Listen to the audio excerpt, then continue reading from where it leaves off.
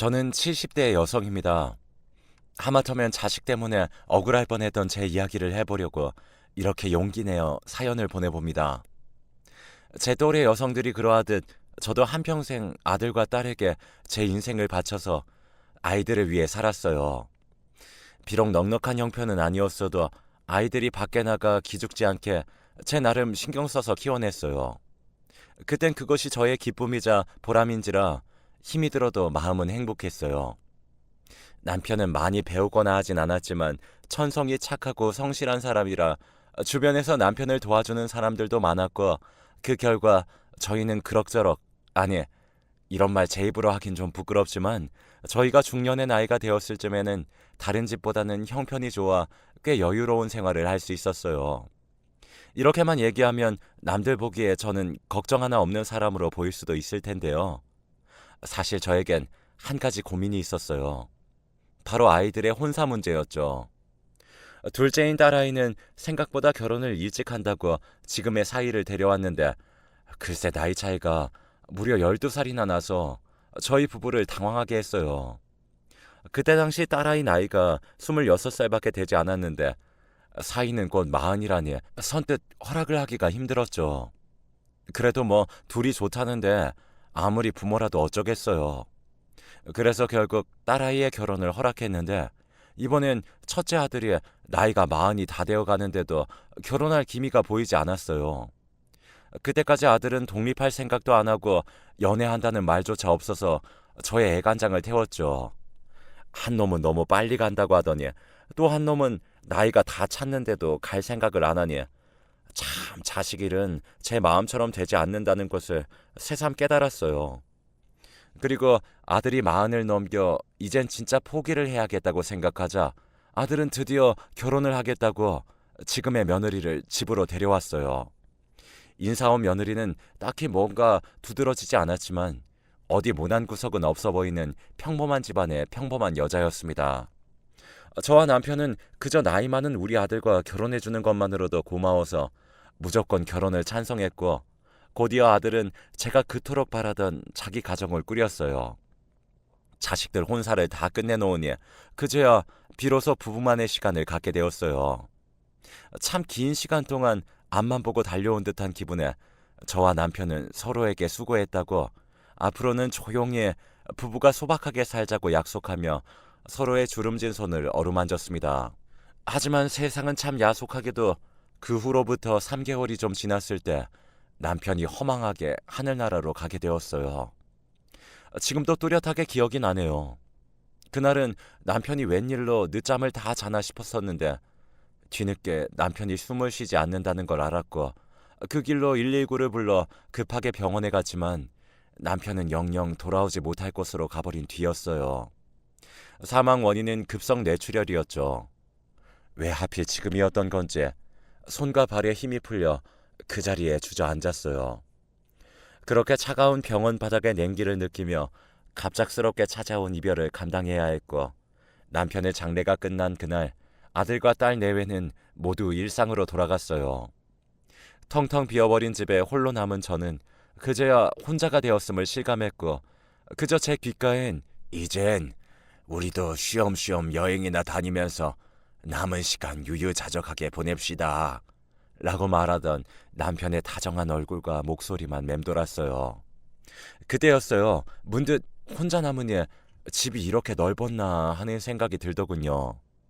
동시에 금방이라도 남편이 문을 열고 나왔어 하며 저에게 말을 걸어올 것 같았어요. 불과 일주일 전만 해도 이런 일이 있을 거라고 상상조차 하지 못했기에 저는 그야말로 속수무책으로 매 순간 무너져 내렸어요. 하지만 이런 제 마음이 행여 자식들한테 부담이 될까봐 수백 번을 엄마, 한동안 니네랑 같이 지내면 안 되겠니? 라는 말이 목구멍까지 올라왔지만 애써 참았고, 속마음은 아니면서 괜찮은 척 연기를 했어요. 특히 딸아이는 고맙게도 매일 아침 저에게 괜찮은지 전화를 걸어왔지만 혹시 사위가 신경 쓸까봐 더욱더 억지 웃음을 지으며 전화를 받았죠. 엄마 괜찮아. 그러니까 이제 전화 안 해도 돼. 간 사람은 간 사람이고 남은 사람은 남은 사람대로 살아야지. 엄마 요즘 밖에 나가서 친구들이랑 문화센터도 다니고 뜨개방에서 뜨개질도 하면서 네 아빠 생각 안 하고 살아. 그러니까 너도 이제 엄마 걱정하지 말고 네 식구 챙겨. 엄만 너랑 오빠만 잘 살면 아무 걱정이 없다. 물론 거짓말이었어요. 문화센터라는 곳이 있는 건 알지만 한 번도 가본 적 없었고 뜨개방은 가끔 겨울철 남편 목도리나 카디건을 짜줄 때 들리던 것이 다였거든요.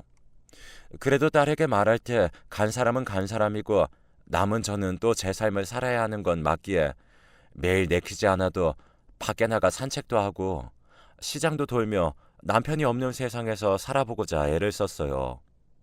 하지만 그렇게 애를 쓰면 쓸수록 더욱 남편의 빈자리는 크게 느껴지더라고요.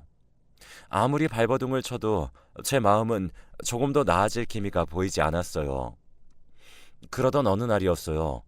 정말 생각도 하지 않았던, 그래서 아무런 기대도 하지 않았던 아들과 며느리가 저에게 손을 내밀어 주었어요. 엄마, 우리 왔어요. 이 사람이 엄마 좋아하는 꽃게탕 끓인다고 시장에 가자는데 엄마 같이 갈래요? 가서 우리 주전부리도 좀 하고 엄마 사고 싶은 거 있으면 제가 사드릴게요. 저는 내심 참 반가웠습니다. 사실 딸아이가 그렇게 마음을 써주었지만 함께 오래 살아서인지 이상하게 아들에게 좀 의지하고 싶다는 생각을 저도 모르게 하고 있었거든요. 하지만 이제 겨우 가정을 꾸리고 사는 아들 내외에게 짐이 되고 싶지 않았죠. 그래서 아무런 말도 하지 않았는데 이렇게 혼자 남은 엄마를 챙긴다고 평소 안 하던 아들 노릇을 해주니 그저 고맙기만 했어요.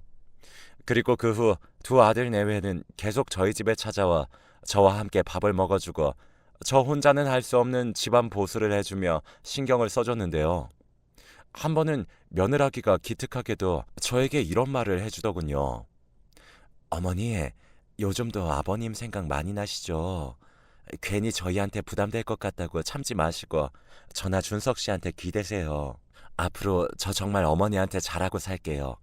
그러니 어머니도 저를 딸처럼 생각하시고 필요한 거 있거나 심심하시면 언제든 저한테 연락 주세요. 저는 순간 어디서 이렇게 천사 같은 아이가 우리 집에 왔을까 하는 생각이 절로 들었어요. 어떻게 내 속을 다 알고 이렇게 고운 말만 골라서 하는지 저는 며느리를 낳아준 사돈 내외가 고마웠고 주책이지만 눈물이 다 왈칵 쏟아졌어요. 아들이 그렇게 남들 다 시집 장가 가는 동안 총각딱지를 떼지 못하더니 이렇게 뒤늦게 마음씨 고운 색시를 얻으려고 그랬구나 하는 생각에 저 역시 며느리에게 좋은 시어머니가 되어야겠다고 생각했어요. 그렇게 저와 며느리는 딸아이가 질투를 할 정도로 사이좋게 지내게 되었고 아들 내외의 집은 저희 집에서 걸어서 30분 정도 되는 곳에 있었는데 한 2년 정도를 서로 자주 왕래하며 지냈어요. 그러다 며느라이가 임신을 했어요. 저한테 너무나 소중한 손자를 낳아주었고 저는 매일 운동할 겸 손주를 볼 겸 그렇게 아들 내외 집을 왔다 갔다 하고 있었어요. 완전히 다 잊었다고는 할 수 없지만 손주 보는 낙에 더 이상 예전처럼 남편이 없어 무섭다고 생각하지 않게 되었습니다.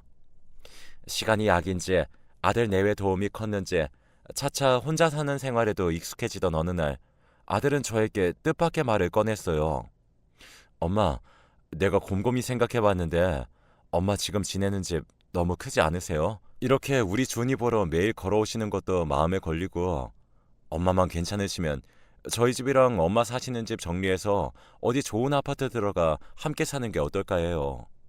마침 적당한 곳이 매물로 나왔기도 했고 집사람한테도 먼저 물어봤는데 엄마만 좋다면 자긴 너무 좋다고 은근 기대하는 눈치예요. 솔직히 고민이 됐습니다. 아들 내외랑 함께 사는 것은 반가운 일이지만 남편과 함께 산 정든 집을 정리하는 건 한 번도 생각하지 않은 일이었으니까요.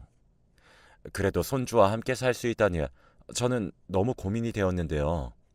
그럴 때마다 아들 내외는 더욱 적극적으로 저와 함께 살자고 설득해 왔어요.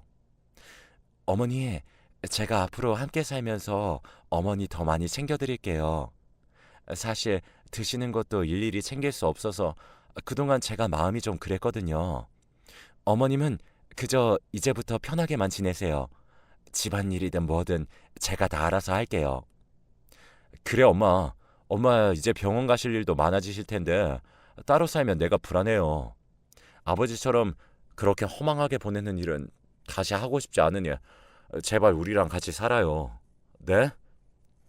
저는 아들 내외의 말에 그냥 넘어가기로 했어요. 아마 남편도 제 결정에 잘했다고 이야기해 줄 것 같았고, 무엇보다 다시 가족들과 함께 지낼 수 있다고 생각하니 남은 시간 저에게 큰 위안이 될 것 같았거든요. 제 결정이 떨어지자 둘은 마치 기다렸다는 듯 제가 살던 집을 처분했고, 동네 이름도 아파트 이름도 낯선 곳에 아들 식구와 저는 이사를 오게 되었습니다.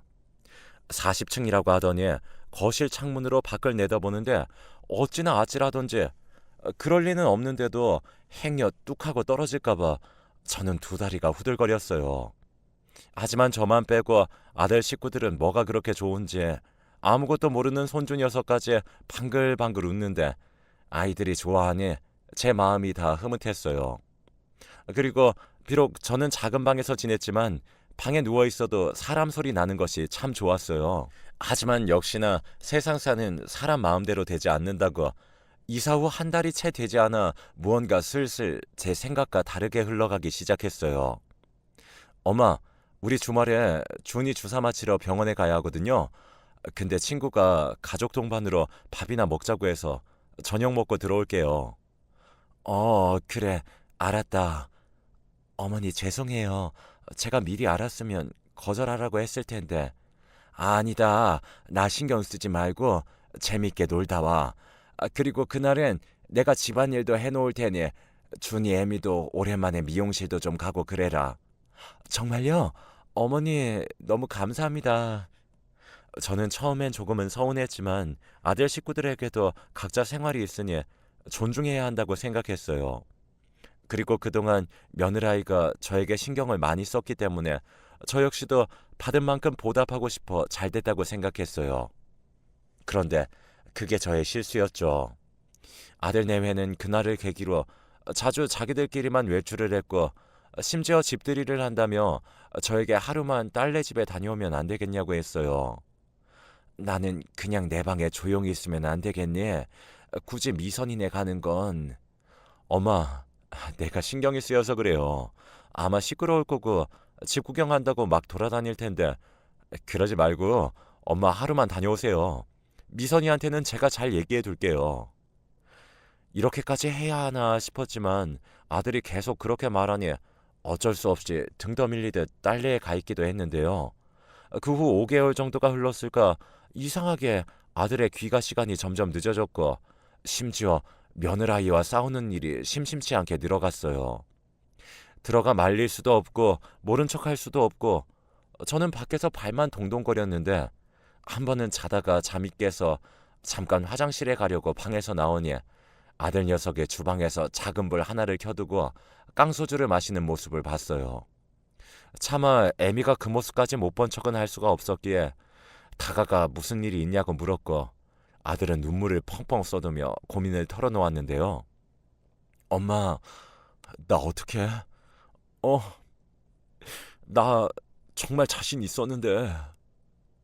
아들은 울먹이면서 그동안 다니던 회사를 그만두고는 사업을 준비하고 있었다는 말을 했어요. 그래서 가족 동반으로 사람들도 만나고 또 집에 일부러 사람들도 초대해 나름의 투자를 최대로 끌어당겼는데, 글쎄 함께 사업을 준비한 지인이 아들의 사업 계획서와 아이디어를 가지고 잠수를 탔다는 거예요. 투자금만 몇 억이라고 말하는 아들은 이젠 자기가 뭘 어떻게 해야 하는지도 모르겠다며 어린아이처럼 제 손을 잡고 엉엉 우는데, 어미로서 저는 그 모습을 보기가 참 안쓰럽더라고요. 그때였어요. 엄마, 이런 말 정말 염치 없는 거 아는데요. 저 좀 도와주세요. 저 이대로 이 사업 접을 수 없어요. 투자금도 그렇고 이젠 다시 취직하기에 나이도 많아서 저는 정말 이 길밖에 다른 길이 없어요. 엄마가 이번 한 번만 도와주면 안 돼요? 제가 엄마 은혜 절대 잊지 않고 두고두고 보답하면서 10배로, 아니 100배로 갚아드릴게요. 엄마, 저 좀 살려주세요. 준이 엄마는 이거 해결 못하면 저랑 이혼한대요. 아들의 말을 듣고 눈앞이 깜깜해졌어요. 생각해보니 아들이 저에게 손을 벌린 것은 이번이 처음이었죠. 오죽하면 늙은 애미한테 도와달라고 할까 싶어 아들이 안쓰럽고 짠하기만 했어요. 게다가 이러다가 며느라기는 물론이고 손주까지 보지 못하게 될 수 있다고 생각하자 저는 가만히 있을 수 없었어요. 그래서 남편이 죽고 보험금으로 나온 10억을 아들에게 융통해줬죠. 아들은 제 돈을 받고 고맙다며 무릎까지 꿇고는 다시 눈물을 보였어요. 저는 우는 아들에게 원래 세상을 살면 이렇게 고비도 한 번씩 넘고 해야 사람이 단단해지고 그러는 거야 라며 아들을 다독였는데요. 제 말 때문인지 아니면 제가 준 돈 때문인지 아들 내외는 전보다 훨씬 얼굴이 좋아졌고 그 모습을 보니 나름 자식들에게 부모 노릇을 한 것 같아 뿌듯했어요. 하지만 그것도 잠시 그렇게 고맙다며 저에게 잘하겠다고 약속을 하던 아들 내외는 점점 저를 대하는 태도가 변하기 시작하더라고요. 그 시작은 아주 사소한 것부터였어요.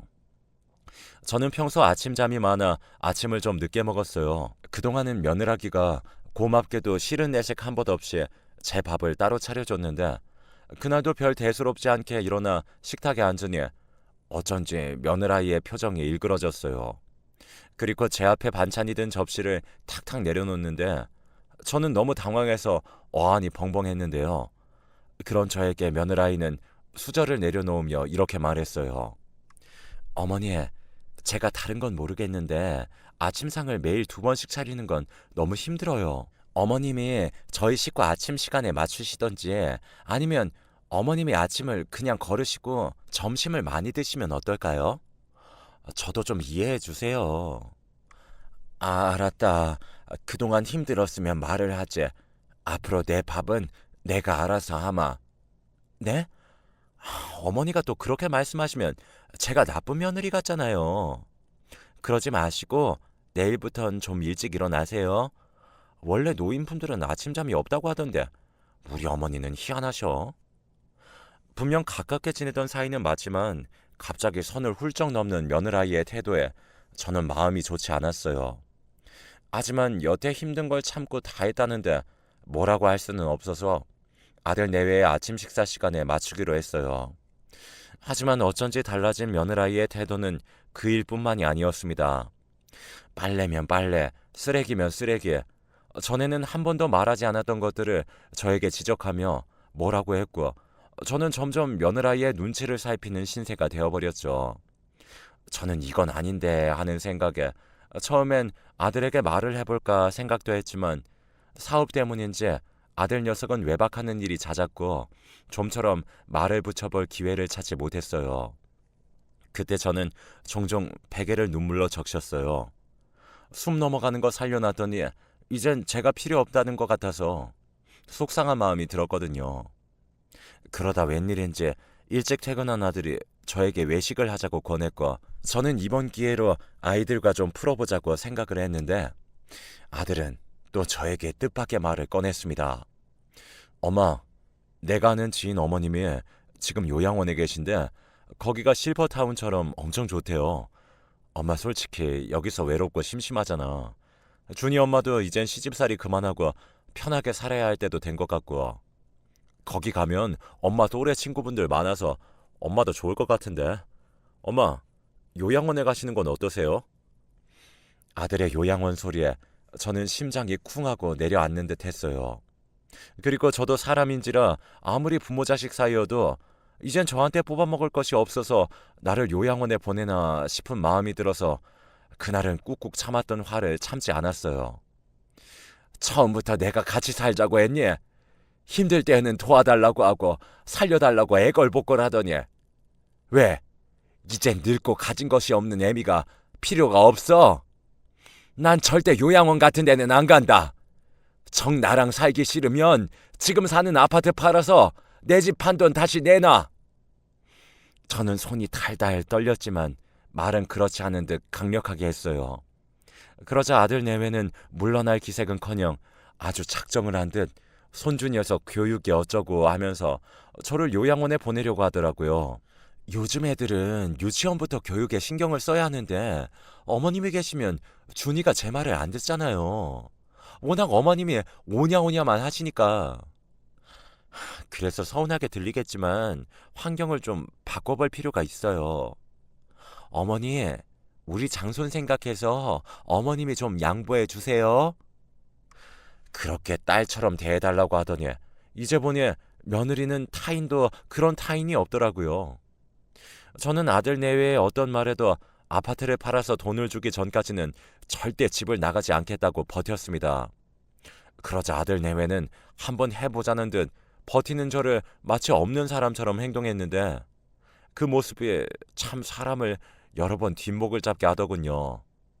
한 번은 식사를 하러 나갔더니 보란 듯이 제 밥은 없었고 다른 식구들 빨래는 다 해두고 제 빨래만 계속 세탁 바구니에 며칠씩 있던 날도 있었어요. 그리고 언제부터인가 배달 음식을 시켜도 더 이상 저를 부르지 않더군요. 참 서럽고 또 서러워서 이래서 자식들한테 있는 돈 다 주면 안 된다고 했나 보다 라는 생각이 절로 들었어요. 그리고 작은 방에 고립되어 이대로는 못 살겠다 싶은 생각이 들었죠. 그 순간 딸아이의 생각이 간절했는데 제가 혼자 지낼 땐 그래도 매일 전화하던 딸아이는 제가 아들 집에 있고부터는 새언니 눈치를 보는 채 연락해오는 일이 드물었어요.